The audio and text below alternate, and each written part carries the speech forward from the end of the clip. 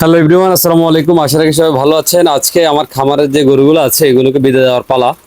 আমার খামারে যিনি গরুগুলোকে দেখাশোনা করে থাকেন নিয়মিত, হঠাৎ করে অসাবধানতাবশত কালো একটি গরু শিং দিয়ে গুঁতো দেওয়ার পরেই তিনি মারাত্মকভাবে আহত হয়েছেন। এই কারণে আজকে বেশ কয়েকদিন থেকে খামার আসলে অনেকটা অপরিচ্ছন্ন অবস্থায় বা সম্পূর্ণভাবে পুরো কাজগুলো শেষ করতে পারি না। তো এতদিন থেকে কাস্টমাররা আসলে গরুগুলো কিনে আমার খামারে বেশিরভাগ রেখে গিয়েছিল। আজকে ওনাদেরকে বাসায় আমি পৌঁছে দেবো বলেছিলাম। তো গরুগুলোকে সব এখন রেডি করে বাসায় পৌঁছে দিব। তো দুইটা গরু অলরেডি পিক আপ উঠানো হয়ে গেছে, আর একটা গরু তো আমি ফেসবুকে আসলে ঘোষণা দিয়েছিলাম যে প্রথম তিনটা গরু যে তিনজন কাস্টমার কিনবেন ওনাদেরকে আমি আসলে ঈদ পর্যন্ত আমার খামার রেখে গরুগুলোকে খাবার দিব এবং আপনার হচ্ছে বাসায় পৌঁছে দেবো। এর জন্য অতিরিক্ত কোনো টাকা দিতে হবে না। তো আলহামদুলিল্লাহ খামারের সবগুলো গরু বিক্রি হয়ে গেছে। বিশেষ করে দুইটা বাজারে নিয়ে বিক্রি করেছি আর পাঁচটা আমার বাড়ি থেকে বিক্রি হয়ে গিয়েছে। তো এই গরুগুলো আজকে যারা কিনেছেন ওনাদের বাসায় সুন্দরভাবে পৌঁছে দেওয়া হচ্ছে মূল লক্ষ্য। গরুগুলোকে আসলে দীর্ঘদিন থেকে লালন পালন করার কারণে অনেকটা মায়া লেগে গেছে। তো আজকে গরুগুলোকে আসলে সুন্দরভাবে বিদায় দেওয়াটাই এখন মূল ইচ্ছা। তো যারা আরিফ এবং আরও বেশ কয়েকজন ছিল ওরা গরুগুলোকে এই কয়েকদিন খুব সুন্দরভাবে দেখাশোনা করেছে। গরুগুলোকে এখন আসলে বিদায় দিতে খুবই মায়া লাগছে। আগামীকালকে ঈদ, তাই আজকেই বিকেলের ভিতরে গরুগুলোকে পৌঁছানো খুবই দরকার। তাই গরুগুলোকে ট্রাকের মধ্যে উঠিয়ে দিলাম যেন বিকেলের মধ্যে ওনারা হাতে পেয়ে যায়। বাড়ি থেকে ফ্রেশ হয়ে বাজারের দিকে চলে এলাম। আর বাজার আসার একটা উদ্দেশ্য হচ্ছে আমার খামারে যিনি যতদিন কাজ করেছেন তিনি বেশ অসুস্থ, আর ওনার পরিবারের জন্য কিছু মাছ তরকারি কেনার জন্য আসলে দুপুরবেলা বাজারে চলে আসলাম।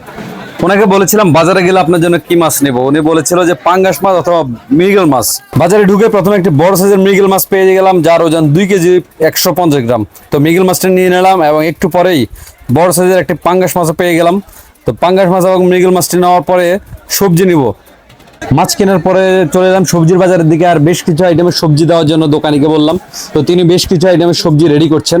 তো আসলে আমার খামারে যিনি কাজ করছেন দীর্ঘদিন থেকে কিন্তু উনি আমাদের এখানে কাজ করছেন। গরুগুলোকে সবসময় তিনি আসলে খামারের মধ্যে দেখাশোনা করতেন। যেহেতু সবসময় দেখাশোনা করতেন তাই আসলে অতটা ভয় পাননি। গরুর সামনে গিয়েছিলেন, হঠাৎ করে গরুটা আসলে শিং দিয়ে গুঁতো দেওয়ার সাথে সাথেই ওনার আসলে পেটের মধ্যে একটু আঘাত লাগে।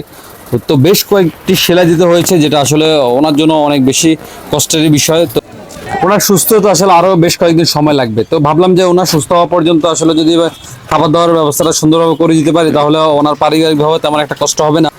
তো মাছ তরকারিগুলো নিয়ে আমি, রাজু এবং আমার সাথে পারুক রয়েছে, আমরা তিনজন মিলে ছুটলাম ওনার বাড়ির দিকে। হয়তো বা অনেক তরুণ উদ্যোক্তা আছেন যে দেশে এসে বা যারা প্রবাসে আছেন তারা দেশে এসে অথবা যারা দেশে বেকার রয়েছেন তারা খামারের ব্যবসাটা করবেন। তবে খামারের ব্যবসাটা করতে পারেন। এখানের মধ্যে আপনি যদি মনে করেন যে একদম আহামরি লাভ রয়েছে এবং দিনে অল্প কয়েকদিনের মধ্যে আঙ্গুর ফুলে কলা গাছ হয়ে যাবেন, এরকম তেমন কিছু না। মোটরসাইকেলে বেশ কিছুক্ষণ চলতে চলতে আমরা চলে এলাম আমাদের গন্তব্যে। আর ওনার বাসা বাজারগুলো দিয়ে দিব এখন। উনি যেহেতু ভিডিওতে আসতে যাচ্ছে না তাই ভিডিও আর ওনাকে দেখাবো না। তো বাজারগুলো দিয়ে আমরা আবারও সোনাপুর বাজারের উদ্দেশ্যে রওনা দিব। তো আপনারা যারা আমার ভিডিও নিয়মিত দেখেন, পরবর্তী ভিডিও দেখার জন্য ফেসবুকে ফলো দিয়ে সবসময় সাথে থাকবেন। সবাই ভালো থাকবেন, সুস্থ থাকবেন। আল্লাহ হাফেজ, আসসালামু আলাইকুম।